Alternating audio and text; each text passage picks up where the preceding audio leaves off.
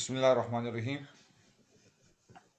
So we had a short break there. After coming back, I've just explained the method of wuzu for those of you who were present. So after wudu, you recite the second kalima, Ashhadu an la ilaha illallah wahdahu la sharika lahu wa ashhadu anna Muhammadan abduhu wa rasuluh. And the hadith mentions that whosoever reads this dua after performing wudu, then all the eight gates of paradise will be open for that person. So, meaning on the day of judgment, he or she shall be given the opportunity to choose from whichever gate they shall like to admit themselves. And then the dua after wudu, Allahumma ja'alni min at-tawabin wa ja'alni min al-mutatahhirin. I also described before that the dua during wudu, which is this one here, Allahumma khfirli dhanbi wa wasi'li fi dari wa barik li fi rizqi. This is a very, very important dua. It brings wealth to the house, it brings wealth to a person. A person who is struggling financially should read this dua during wuzu, not before and after, during wuzu, and also while they're washing their face during wuzu. Inshallah, it shall bring a lot of blessing, and it shall bring a lot of benefit and abundance in one's life.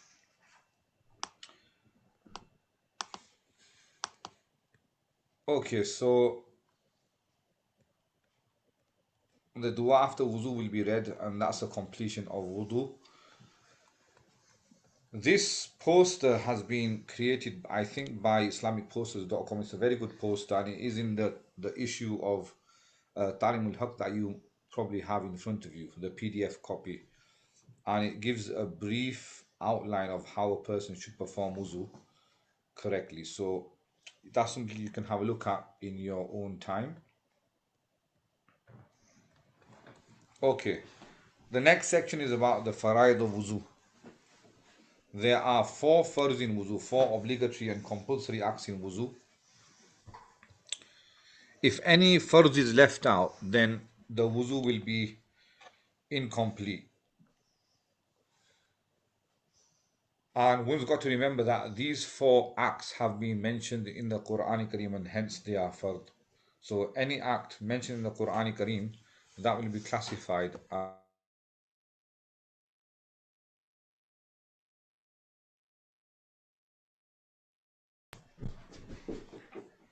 So the first fard is washing the face from the forehead to the lower portion of the chin, and from one earlobe to the other earlobe.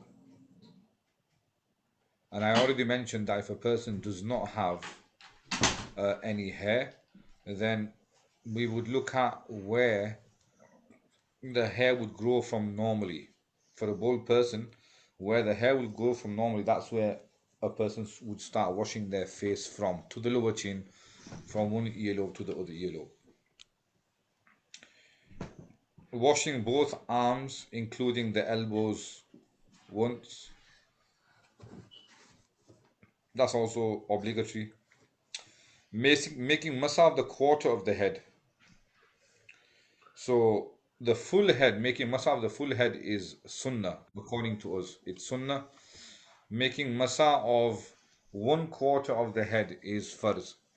Now, because it would be quite challenging to determine how much of the head is actually a quarter. So it would be much better that a person makes masa and passes a wet hand over the entire head, so that the masa is done correctly, and also the sunnah is also performed. So doing masa of 1/4 of the head once is farz, and the whole head is sunnah. The word that's used in the hadith is miqdari nasiya. Nasiya means the forehead in Arabic. So the portion of the forehead of a person, that's how much masa should be made of the hair. Washing of both of the feet, including the ankles, once. So these are the 4 farz of wudu. Wudu is a very important act, and regarding wudu, the Prophet ﷺ says, "Ghurram muhajjalin," that our limbs on the day of judgment, for those people who have performed wuzu correctly in the world, our limbs on the day of judgment, our body parts on the day of judgment shall shine uh, in the court and in the field of resurrection. So, whereby the people and the nation of the Prophet ﷺ would be recognized. And it was a practice, it was a blessed practice of Hazrat, I think it was Hazrat Abu Huraira, radiallahu ta'ala anhu. He used to wash his arms up to nearly up to the shoulder. So it was then inquired from him why he used to do that. He used to say, because the more I wash my arm, the longer I shall be given to wear this certain ornament in paradise. But again, that was his own practice. As long as we wash our arms up to our elbows, the farz and the obligatory act will be complete.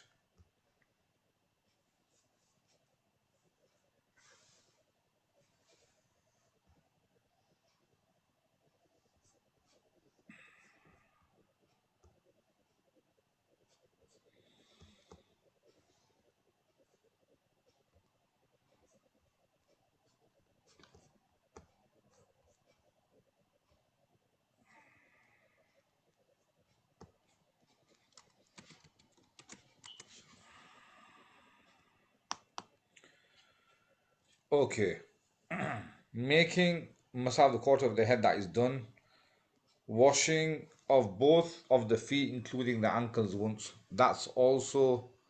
um, that's also farz as well.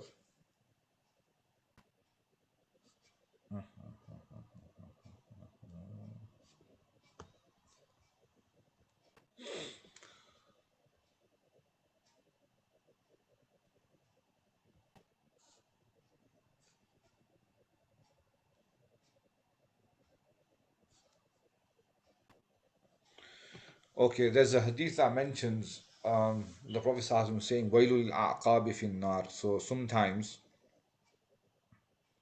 when a person does wash their feet, they tend to leave out the bottom part of their foot. Um, if it does stay dry, then that part would not be classified as washed, and it could be a means of um, punishment in the hereafter.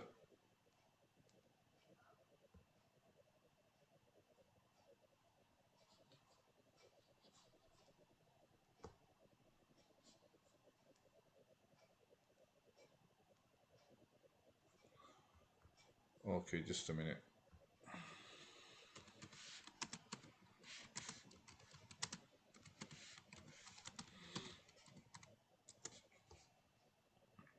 If anybody does have any questions during the session, please do let me know. Okay, so washing both of the feet, including the ankles once.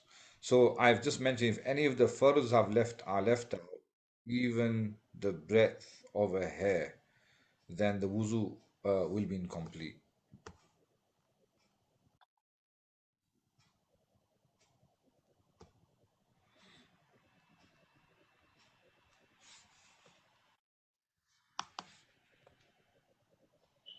Okay, so those were the four furrows of wuzu, and according to most scholars of the Hanafi school of thought, these have been agreed upon, the four furrows of wuzu, and if anyone were to leave any of them out, then the wuzu would not be complete.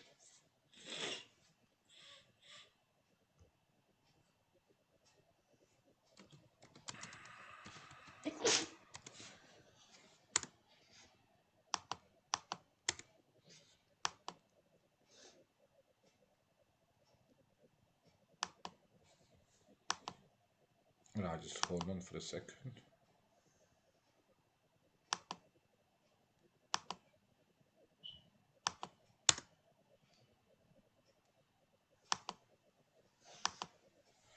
Okay, so there are 13 sunnahs in wuzu. 13 sunnah in wuzu. What do we mean by sunnah? So I have discussed before the types of sunnah and the types of makruh. So sunnah,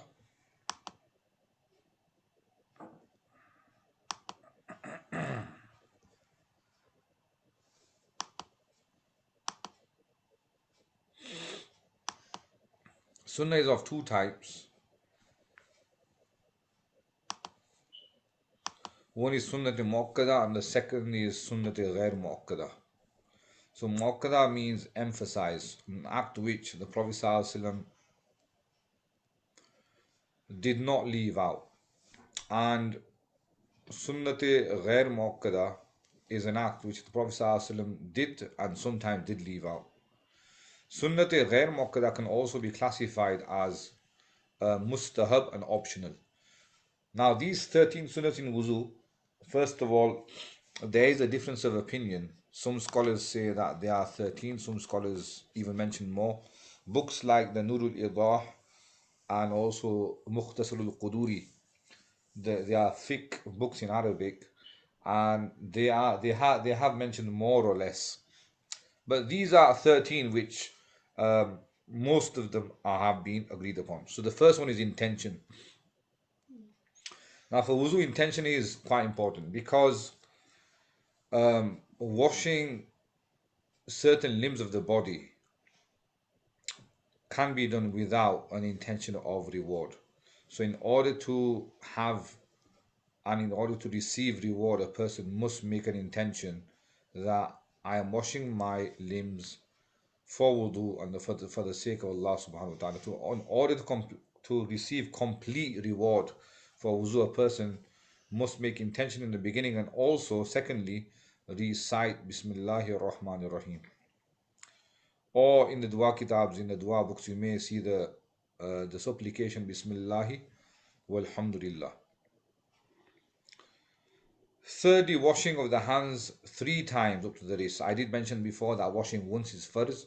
Washing 3 times would be a sunnah. Brushing the teeth using a miswak. I've already mentioned that using a miswak is a sunnah, and it holds immense amount of benefits. I did mention before that miswak has approximately 70 benefits, and I would say that the most important of those advantages is that the fact that when a person passes away, while passing away, a person would be, inshallah, able to read the kalima La ilaha illallah Muhammadur Rasulullah while passing away. According to some books, using the miswak also prevents a person from uh, doing bad things which count to be immoral. So using the miswak is a great means of benefits. And I have said and mentioned before that there are books that have been compiled just on the the virtues of using a miswak. Gargling 3 times, passing water into the nostrils 3 times. Yep, khilal of the beard, so passing wet fingers into the beard. Now, regarding the beard, what I would say is that it depends what type of beard a person has. If a person has a beard where the skin the skin of the face cannot be seen very clearly, then that beard needs to be fully washed. And if the skin cannot be seen, is not visible, then the portion of the skin which is immediately intact with the beard, touching the beard, that must be washed. And the portion which is not touching the face, meaning is kind of dangling down, it's not in immediate contact with the face, that portion can be done with khilal. Okay, so it'd be sunnah to pass wet fingers into the beard, but like I said before, it depends what type of beard a person has. Khilal of the fingers and toes, again, ideally that should be done with the small finger of the left hand. Washing each part 3 times is sunnah.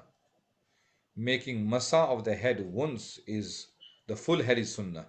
According to Imam Shafi rahmatullahi and many other scholars, they say that making masa of the head 3 times is also a sunnah. But according to Imam Abu Hanifa rahmatullahi alayhi, only passing the wet hand over the head once is a sunnah, and that's the whole head. As I mentioned before, that the quarter of the head is an obligatory act. Masa of the whole head once is sunnah. Masa of both the ears once is also a sunnah. Wuzu done systematically. So wuzu done in order. For example, for some reason somebody started washing their feet first of all. So would that be okay, or would it be classified as completing the wuzu? So the answer is yeah, the wuzu would be complete, but again, a person would not receive the full reward because wuzu done systematically, meaning in order, starting from washing the hands, is a sunnah. According to Imam Shafi Rahmatullahi, another very great scholar, he says that washing systematically is first. So hence, according to him, wuzu would not be valid. Washing each part of the limbs that must be washed, washing them in such a way that each part does not dry up before washing the next part. That is also a sunnah. So meaning that a person should not be wasting so much water that one part dries, or not taking so long that one part dries and then he commences for the next part. So wuzu done basically, um, each limb to be washed one after another, not wasting time, not like washing the face and then after 1 hour washing the arms up to the wrist. That would be against the sunnah. So we covered the fard, we covered the sunnah, and I did explain that these sunnah are sunnati muakkada, which are emphasized sunnah. They should be carried out, otherwise the person will not receive the full reward of making and performing wuzu, unless a person has a valid reason. If a person has a valid reason for not washing one of those limbs 3 times, or leaving it out for some reason, then a person should refer to a scholar that in them circumstances, what should I do? Am I excused or not? And so on and so forth. So there are 5 mustahab in wuzu. The word mustahab means that if a person does it and performs it, he or she shall be rewarded. And if a person does not do it, then in them circumstances there is no sin whatsoever. So the mustahab acts are to begin from the right. But again, I would say to begin from the right is the sunnah of the Holy Prophet Sallallahu. The Prophet Sallallahu yuhibbu tayamun. The Prophet Sallallahu liked to start from the right in all aspects of life, um, were which were to do with purity, which were to do with goodness, and anything that was to do with impurity, for example, entering the toilet, he would prefer, and it was sunnah, it was his method to enter with the left. For example, wearing clothes, again, that should be done from the right. To make masab the neck is also a sunnah, sunnah ghair muqaddam, meaning mustahab. Number 3, not to take assistance from anyone. Try and do wuzu yourself. Again, if a person has a disability, if a person is not able to perform wuzu themselves, then again, assistance can be taken. To face the qibla is mustahab, and to sit in a high and clean place is also mustahab. Now, what that basically means is that a person should not be sitting in a place of impurity. If a person knows that the place where he or she shall be performing wuzu is impure, then there is fear of splashes of impurity going onto the body while performing wuzu. So that would not be recommended. A person should sit in a place where it's clean and pure. Question it would be probably, can a person make wuzu in the bathroom? The answer is yes, a person can make wuzu in the bathroom, even though there's a toilet in there. But obviously, in them circumstances, a person would read the dua and the supplication before, during, and after wuzu in their mind. Well, obviously, before wuzu, maybe before entering the toilet or the bathroom. After wuzu, maybe once a person has come out of the toilet and bathroom. But to sit in a high and clean place is important. So ideally, maybe making wuzu in the sink or the bath and avoiding any contact or avoiding any place which is near to the toilet itself. So these are the mustahabs, and these are um, the optional acts while performing wuzu, and a person will be rewarded much more than only performing the farz and the sunnah. There are four makruhs in wuzu. What does the word makruh mean? Makruh means disliked by Allah subhanahu wa ta'ala or the Prophet sallallahu alaihi wasallam. Now it depends what kind of makruh it is.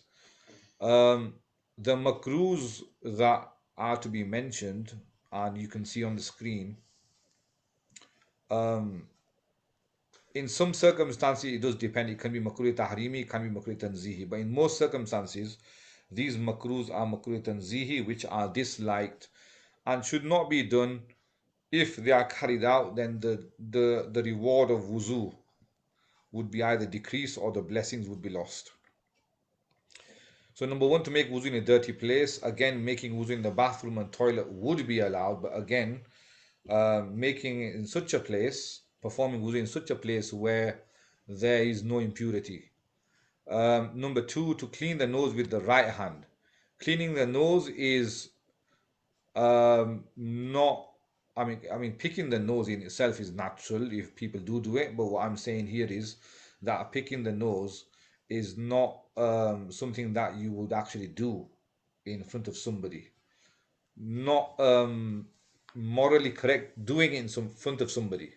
So for that reason, a person should be washing their nose and cleaning their nostrils out with their left hand, not with their right hand. To talk about worldly affairs, wuzu is an act of worship. Hence, talking about worldly affairs during wuzu is not recommended at all. A person should be engaged in performing wuzu and also remembering Allah subhanahu wa ta'ala, and or maybe also remembering the fact that a person would be receiving so much reward while doing wuzu.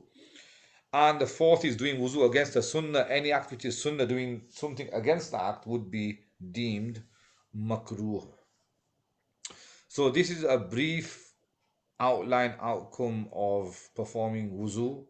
In the previous video I did, and the previous session I did go through the detailed method of performing wuzu. And if you guys do have any questions, you may ask me now because I am about to end the session. Jazakallah.